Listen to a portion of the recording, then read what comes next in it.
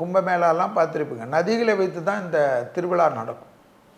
அதே போல் அந்த கும்பகோணத்துக்கு அவ்வளோ ஒரு விசேஷம். அங்கே வந்து பார்த்திங்கன்னா காசி விஸ்வநாதர் கோயில் இருக்கும் கும்பகோணம் மகாமக குளத்தில்.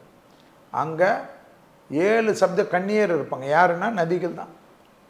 அதனால தான் அங்கே திருமணம் ஆகாதவர்களுக்கெல்லாம் அந்த கோயிலில் போய் அந்த சப்த கன்னியர்களை வழிபட்டாலே போதும், 7 அகல் தீபம் ஏற்றினாலே போதும், இந்த மகாமக குளத்தில் கைகாலை அலும்பி குளித்து தலையில் நீராடி விட்டு இல்லைன்னா நீரை தெளித்து விட்டு எப்பேற்பட்ட பெண்மணிகளும் திருமணத்தில் பாதிப்பு இருப்பவர்களும் திருமண வாழ்க்கை சந்தோஷமாகும் என்பது ஐதீகம். எப்படி இந்த சப்த கன்னிகர்களாக இருக்கக்கூடிய நதிகளுடைய ஆசீர்வாதம் நமக்கு இருக்கக்கூடிய தோஷத்தை போக்கும்.